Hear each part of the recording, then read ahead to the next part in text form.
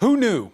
For me, it was during the tedium of a 1986 summer job in the Paris suburb of Boulogne-Billancourt as I punched citizens' names into the city school board's first ever computer network. Who knew that a lowly data entry gig made me an unwitting foot soldier in the transformation of capitalism and perhaps humanity?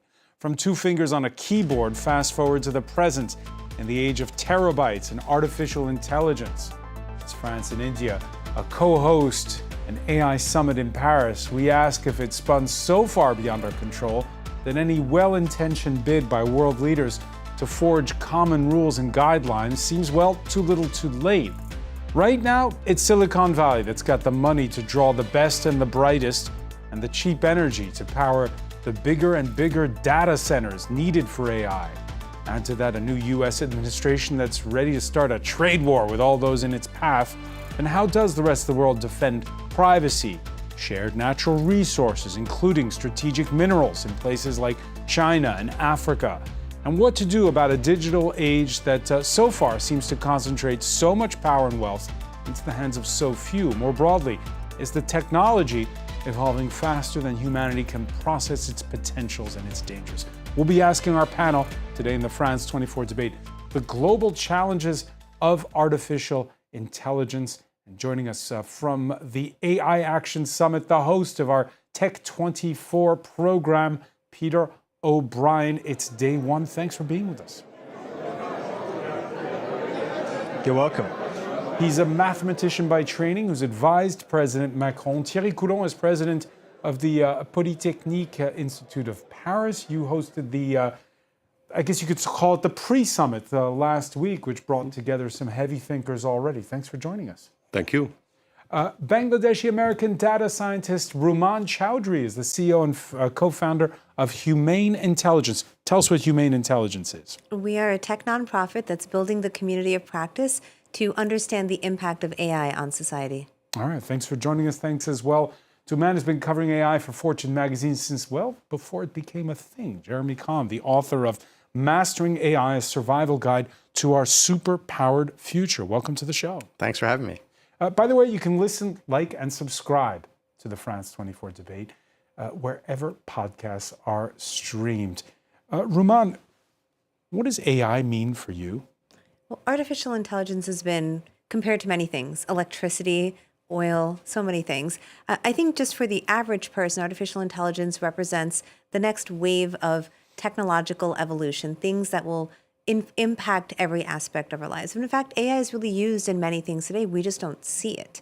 So for the regular person, AI may change how you live, work, and play. How you live, work, and play. So it changes us as humans?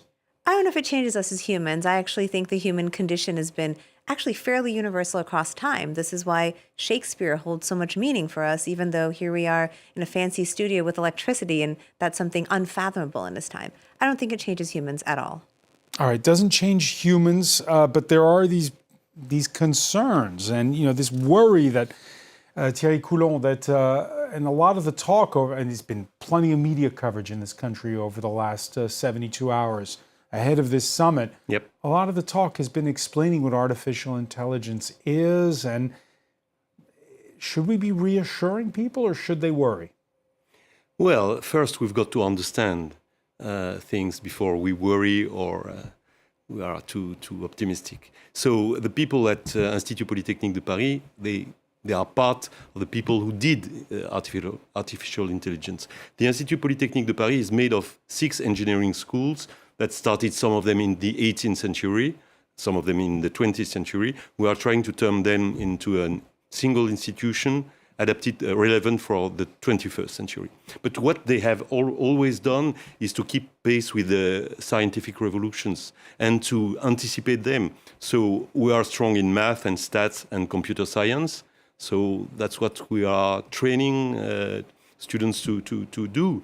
And I think we can be adapted to these exciting times. You're figuring out the how, but do you think about the why? Yes, indeed, because there are social impacts, indeed, and we also have social scientists. I guess it's too early to say, but it's not too early to think about the potential consequences and the way we can regulate things.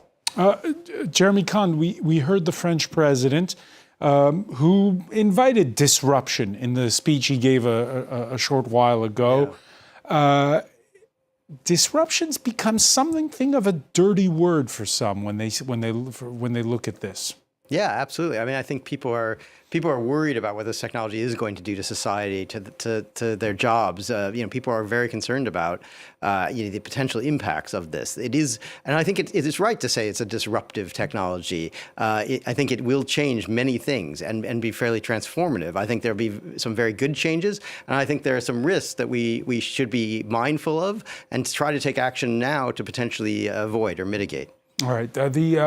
It already feels that the information age has begot the disinformation age. A lot of the focus has been on this aspect of it among the general public that doesn't see what Ruman was telling about, which is the applications that go beyond asking ChatGPT about a specific topic. Eliza Herbert has that story. Joe Biden and Donald Trump closer than ever, or Emmanuel Macron embracing Marine Le Pen. As deepfakes grow more and more prolific, so do the abuses of artificial intelligence. In just a few clicks, an image can be falsified and virally spread across the internet. Chatbots, too, are adding to disinformation. According to experts, programs that impersonate real people can be a dangerous digital tool, especially when generating myths or rumours around election campaigns. No, important questions that we should tackle. The future of the workforce, of course, the impact on our society, on our democracies. Automation threatens to replace jobs like customer service, retail, and many other professions.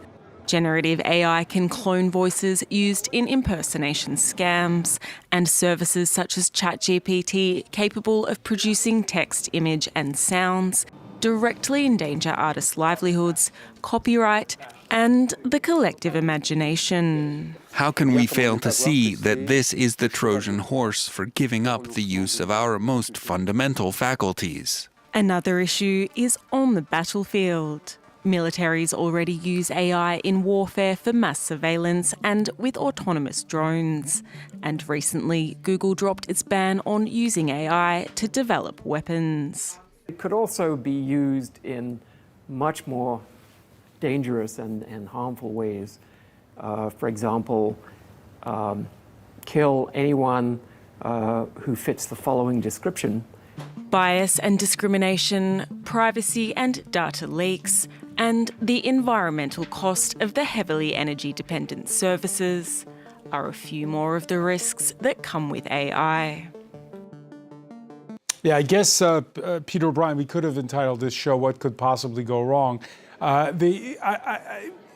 suppose these kinds of worst-case scenarios spelled out there, that's not what we heard from the French president earlier, but it's high on everybody's mind. Yeah, and I think one thing that went a little bit under the radar was that quick fire round that he did in his interview on Sunday night, where he was asked the question, is AI a threat to our democracies? And he hesitated, and he finally did answer yes. In fact, I read that speech he made on Sunday night as a classic Macron en même temps, right? He's supporting the AI Act. He actually even called for global regulation of AI. But at the same time, clearly it was a massive effort to drum up investment, and that's absolutely absorbed this entire first day of the summit. This headline that he's drummed up, 109 billion euros, it is actually on a similar level to the kind of promise that we saw from Stargate in the US. But some definitely that I've spoken to at the summit feel like the other concerns around safety, around risk, have been sidelined while Macron kind of rolls back the years and plays the best hits of the startup nation. Yeah, let me bring in Ruman on this. there are mixed messages, and we heard him earlier from the French president. On the one hand, he's saying, day two, we're going to talk about regulation. But it's day one. Come invest in France. Come invest in Europe. Right. And we're seeing that shift actually across the board. Even a lot of the people who called for safety and were concerned about existential risk today are saying we should innovate. I think there's two things being reflected here. First is there's immense commercial opportunity, and there's a lot of pressure from big and powerful companies for these governments, to be aligned with them. On the other end, I do think one of the reasons we don't talk about AI abolition is that even for those of us who work on societal impact, we do want to see a better vision where artificial intelligence is used to improve humans' lives. Want to see how it's improved the lives of humans.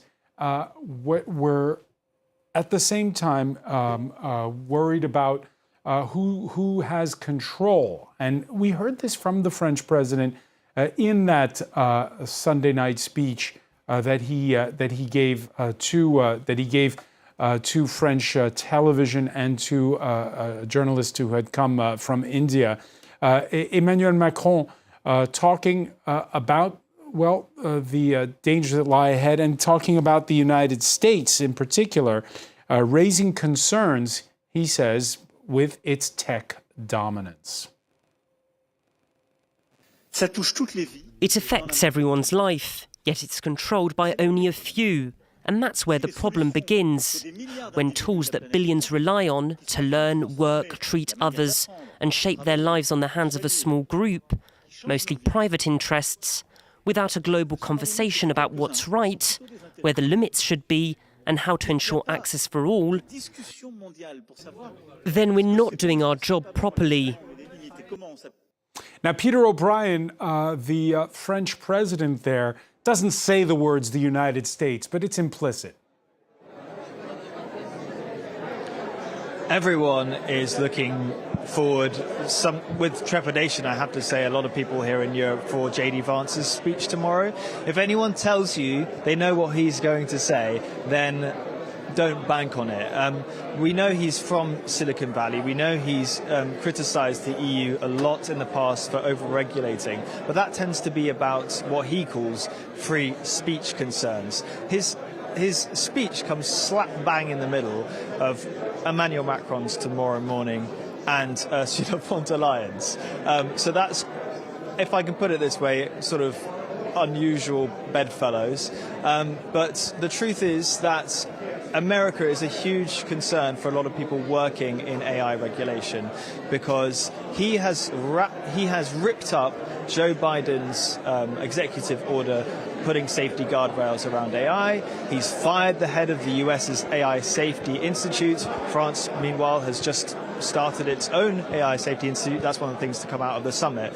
But it's looking increasingly like it's the US against the world in AI as well as many other things. In many other things. And you spoke with the Vice President of the European Commission on this. Yeah, that's right. She's here at this event at the Maison de la Chimie, which is we trudged through a muddy construction site from the Grand Palais to get here and interview her. And first off, I asked her, is this event actually been a little bit too much about investment and a bit too much about the French? Of course, we have one common single market in the European Union, so we want to make sure that we have also that kind of framework in the European Union that encourages investments and innovations when it comes to AI. You know what J.D. Vance's comments are like on the EU. Is he going to come in and throw a grenade tomorrow in all of this?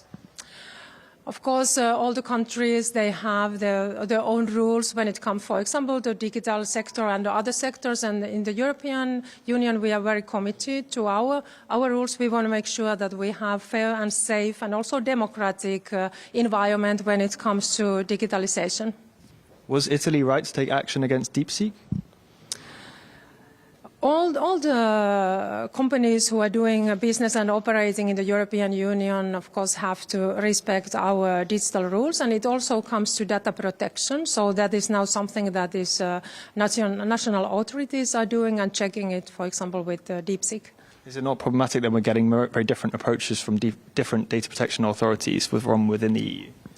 When we look at our digital rules, it would be better if we have always one one approach in the European level, and we know that with the GDPR, we have different ways of implementation in different member states, and of course it's never good if we have that kind of fragmentation in our markets. That's the EU's tech boss saying there that actually the EU needs to take a common approach for AI, worried about things splintering apart further. Yeah, GDPR, she mentions there, just to tell our viewers, that's part of the rules for tech transparency put forth by Brussels that US tech companies have to abide by. And as Peter O'Brien was saying, might be in the crosshairs of that speech we hear from J.D. Vance. Your thoughts on the U.S. Vice President at this summit and what you're expecting from him? You know, I'm a mere citizen, and as a citizen, I just think that Europe might find the proper balance between innovation and regulation. We have a model where the citizen is protected, and we want to innovate. Yeah, because we don't want to be the referee in a football match between China and the United States. That's right. That's right. And the only way to do this is to be an actor, and we are. For once, we did not miss the train. I mean, we, France and Europe, we are in the train. I mean, there is a lot of uncertainty. Who knows what will happen, but we are players. And I would like to advocate for two things we higher education institutions can do. First, education. I mean, we have to train people to AI. We have to train them to be critical and aware, and that will help. And the second thing is, let us speak a little bit of the potential upsides of AI and the potential positive consequences. Every scientific presentation I hear these days, whether in biology, chemistry, physics, uses AI with a power that is incredible. So as far as you have to test molecules and to test proteins and so on and so forth, I mean, you are going to the very scientific methods are changing for the better. And well, that's worth it, isn't it, when we speak of diagnosis of cancer? Jeremy Kahn, you heard there Thierry Coulon alluding to the fact that France has its own AI champion. It's a company's, one of its co-founders, an alum of two of them, excuse me, of Polytechnique, and it's called Mistral. And your thoughts? I mean, Mistral's it's a good company. They're good founders, and they've put out some good models. I think the issue has been a question of scale. The model sizes that they have put out are not as big as what you've seen from sort of OpenAI or Anthropic. And I think there's this issue of what is it going to take to sort of get to the next level of capabilities. For a while, it looked like to get to the next level, it was going to take these massive data centers, which is why OpenAI has done this partnership to build Stargate. It's not clear. It wasn't clear that Mistral would have that kind of capital to build something that big. Now there's some debate in the field, actually, about whether that's really necessary. There are these models that are coming out now that are smaller, that do very well. DeepSeek is a smaller model. This is China's version. This is China's, this model from a Chinese startup. It's a very innovative model in a lot of ways. One of the things that's innovative about it is they showed that you could take a smaller model and get it to do these kind of reasoning steps that are very similar to these very big models. And so that's interesting, and it's possible that Mistral could borrow some of those innovations from DeepSeek. The whole world sort of is studying this model. It's an open source model, meaning anyone can download it, anyone can examine it. They publish quite a lot of information about how they engineered it, and the whole world can kind of learn from that. And I'm sure the guys at Mistral are looking at that and thinking, are there things here that we can borrow? So if something like DeepSeek is open source, does it need to be banned? Emmanuel Macron says he's against that for now. You heard the hesitation there in that clip that Peter O'Brien played us of the tech czar at the European Commission. Yeah, well, the model itself, you can take the entire model and run it on your own equipment, and then there's very little risk to privacy or security. The issue has been DeepSeek also offers the chance to interact with the model through their own servers. So then you are talking to a system in China. And there has been concern about what is happening with that data, and does the Chinese government potentially have potential to access that data. And there's some relationship in that service with China Telecom, which DeepSeek has not, was very quiet about. That seems that there is perhaps some relationship there. So there are concerns if you're using the app that you would download on your phone, then you're talking to a server in China. There's some concern. But if a company wants to take the model and run it on their own equipment, there's much less concern. Ruman Chowdhury, what's your religion when it comes to these, the nationality of these large language models? Right. Well, first, in talking about open source, look, open source is not new. It was not invented with AI. Open source has existed for decades and actually has been net good for competition. We have to ask ourselves, in a market that, like AI, that is almost naturally a monopoly or an oligopoly because it is so capital intensive to build models, don't we want to also spur innovation by allowing smaller actors to thrive? As Jeremy's pointed out, DeepSeek and even Meta's Llama models allow you to download and utilize these models for yourselves, or even to make a little startup. So I think we have to look at the actors who are saying open source is bad and how they might benefit from it. What we want is a competitive market. Because right now the concern more broadly, just going beyond artificial intelligence, is the most powerful control the secret sauce, whether that's algorithms or whether it's the model for making artificial intelligence. That's right. So my nonprofit, Humane Intelligence, we work on test and evaluation. We've pioneered things like public red teaming. It's where you bring in people to evaluate models. Now, unfortunately, that can only go so far, because today the model owners write their own homework, they grade their own tests, and then they publish their own findings, telling the world about how great their models perform. Even when you think about all of the news and the hype around DeepSeek versus OpenAI, what you have to look at are the metrics by which they analyze performance. Now it's things like medical exams, legal exams, physics questions, and coding questions. Very little of those questions were about impact on society. Might it perpetuate discrimination? Does it hold up against cybersecurity standards? So as long as we let companies write their own tests and grade their own homework, we're really not understanding what's happening. So whose job is it to enforce accountability? I think it's an ecosystem. I think government plays a role, but as we've talked about the United States, that can also sometimes be questionable. And that's over for 4 years, at least. Well, yeah, to be determined, but I think your prediction's probably correct. This is also why we need a robust civil society, technical organizations, and also I'm a big proponent of independent algorithmic auditors. One of the things that I and others are pushing for in the United States is something called safe harbor. It exists for ethical hackers as it relates to software, and I think it needs to exist for people who want to understand the impact of algorithms and not be sued by companies. Can they do that? Can they take on Silicon Valley? We can try. Your thoughts on this, Jeremy?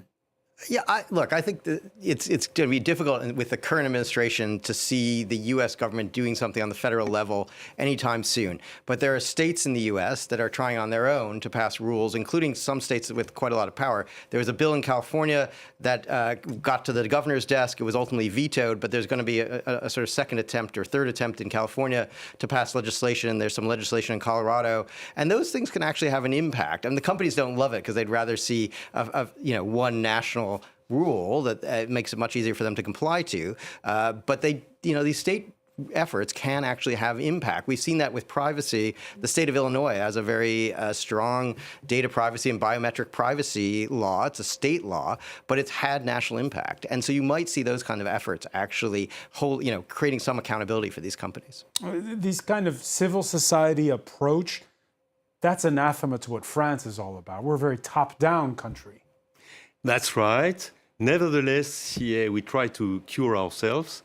And, and I like the idea that maybe we are not going to a super intelligence ruled by somebody, but to a network of intelligences that would interact between themselves and that could be controlled or we could be critical about them. I also love the idea of open source.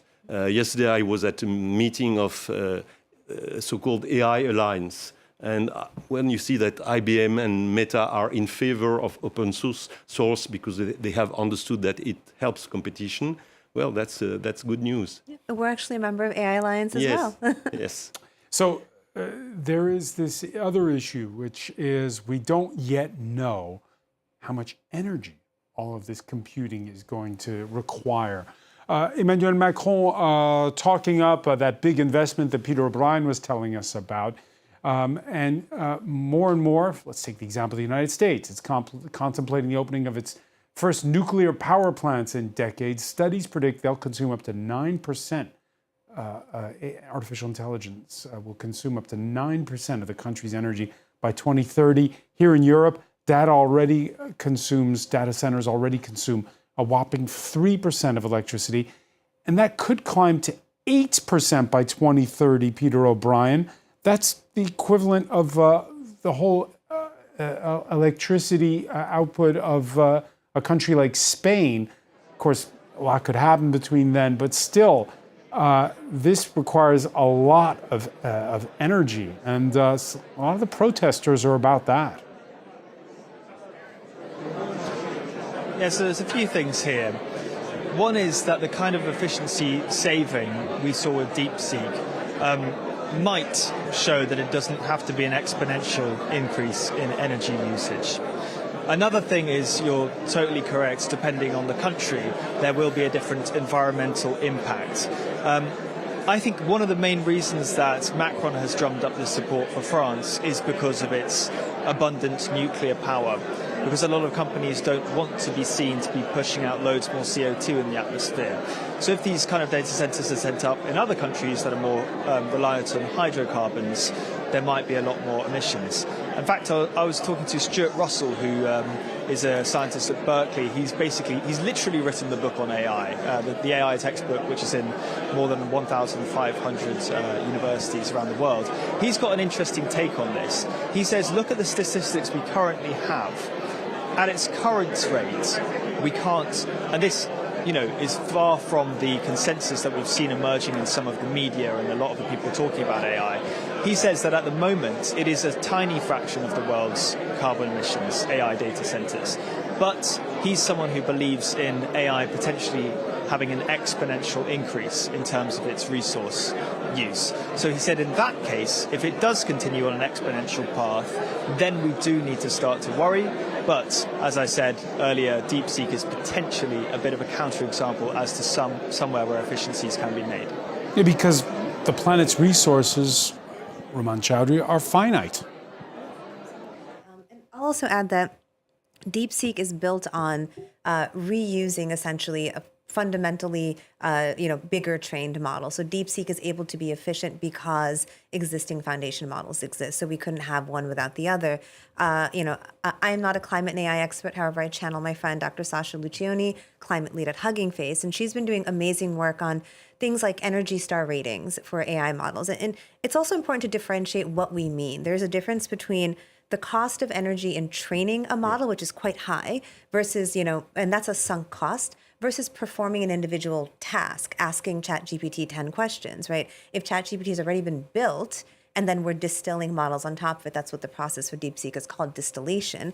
Is that cheaper, easier, and better? But I don't think it gets rid of the question of what's the climate impact of AI models. Just because it's less than what we use today, we know the planet is burning. We know that the environment is declining. Right. We know the environment is declining, and like you're saying, these large language models are riding piggyback. And now we have this ambition, right? The Indians have been talking up the fact that they want their large language models to be not just in English, but also in all the languages of their country. That too is going to cost money. Absolutely, and I believe India's launched a competition for homegrown foundation models, and my understanding is that the government is hosting this competition to spark their startup ecosystem in what's called sovereign AI. It's a phrase I heard quite a bit in my international travels as U.S. science envoy in the Biden administration, science envoy for AI. Sovereign AI is a big topic of conversation. People want their own homegrown models for things like data protection, privacy, security, but also cultural context, linguistic completeness. What people don't want is sort of a cultural encroachment and values that are different from theirs. Yeah, because already capitalism has killed a lot of languages. People in France, for instance, don't speak with regional accents as much anymore, speak local dialects because they all watch the same 8 o'clock news when I was growing up. Now, with artificial intelligence, does that accelerate that homogenization of culture? That's definitely a risk. And if we don't do things like building sovereign models or more local models, it's definitely a risk that you could get more homogenization. That is something I think people need to be aware of. On the other hand, whether it really makes sense for everyone to train their own large model in every case, I'm not sure it does. I'm not sure it's the most sort of, we're talking about environmentally sustainable paths. It's not clear that would be necessarily the most environmentally sustainable path either. But I think there's ways to sort of use these models where you could counteract some of those trends. You could. The models actually have a fair bit of knowledge. They sort of suck up the world's internet worth of data, and within that, you can sometimes take a model and fine tune it to perform fairly well at a local task or a local language. It's much harder for languages that are not digitized in any way, so-called low-resource languages.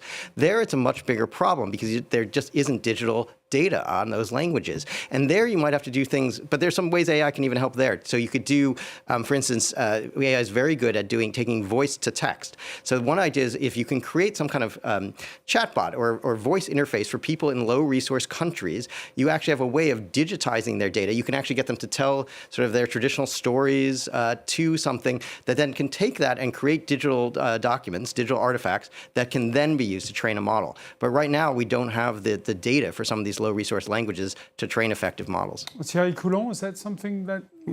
Yes, indeed. We did not mention so far very much the issue of data. To have a good artificial intelligence, what do we need? We need computing power. We need talents, qualified personnel. We need a business model. But we also need clean data and interesting data.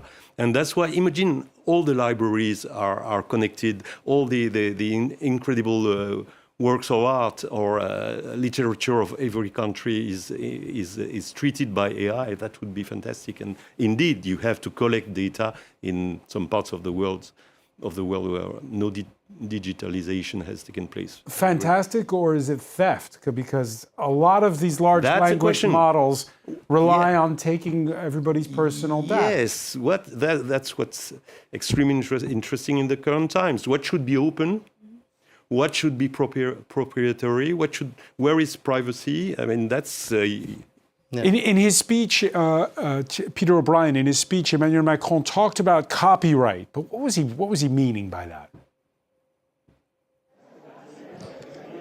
Copyright is one of the issues that's among the most thorny, because one of the outcomes we have from the summit is a copyright charter that's been signed by a lot of publishers and a lot of sort of artists representatives, writers representatives, musicians representatives around the world. So a lot of them have signed this charter calling for protections of copyright. And there's a couple of things in here. It's not just about how we make sure people are fairly compensated for their work essentially being data mined, but also what happens to stuff that's generated by AI. Is that then under copyright? Does it fall under the copyright of the person who produced the work? So in terms of the outcomes of this summit, it's notable that none of the AI companies are signatories of this charter. So that's not going to be enough to get them to change if, for instance, they have stolen data. We saw actually last week the US Copyright Office released its kind of opinion, if you like, on the latter point, whether stuff produced by AI falls under copyright. And they essentially said, in the vast majority of cases, no, it doesn't, because it's been produced by an AI, therefore it shouldn't come under copyright. And they said, actually, for now, copyright law is strong enough on its own to be able to deal with a lot of the questions around AI and copyright. But that still leaves a massive question over the enforcement, because there's a lot of work out there that has, it appears to have been been taken without permission. And I know it's a huge question of, can this ever be compensated? Because at the moment we've now got publishing houses, for instance, that are signing deals. We saw recently AFP here in Paris sign a deal with Mistral, giving them access to all of their journalists' work in return for some sort of gain from Mistral. But the question is whether this is enough and whether it will be. I know there's definitely a lot of smaller artists or writers that aren't necessarily represented by big houses like AFP that have a very different perspective on it. Yeah, AFP, the French news agency. Roman Chowdhury, as we saw those images of leaders beginning to arrive for that dinner hosted at the French presidential palace for those attending the AI summit. This question of who owns the internet and who owns what's in it. I think the internet has undergone, frankly, sad change. The internet started off as a place of openness. It was free for anybody. And yes, we needed to protect people on the internet, but increasingly it's become a privatized and monetized space.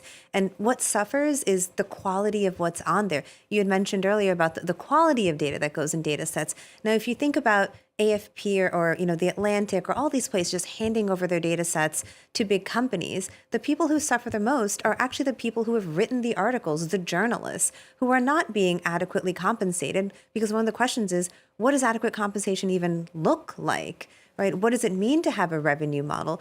But it is also self-defeating, because no AI can ever write as well as a journalist. Like Jeremy wrote a book recently, and no AI could write that book, and it's built on his years of experience. And an AI could mimic Jeremy if you wanted it to, but it's not going to get that native knowledge. And one of the things people talk about is something called model collapse, where models are increasingly trained on data made by AI. And it's almost like an inbreeding that leads to, and if you think about animals, if you inbreed too much, then it has these fundamental genetic flaws. And the same thing happens to AI models. You cannot simply keep training a model on its own data, because after a while it removes itself from reality. So you'll forever need this, genuine source of information. Well, if we're making an exploitative system where we are simply, the producers, but not the receivers of the benefits, that is, not a system that's sustainable.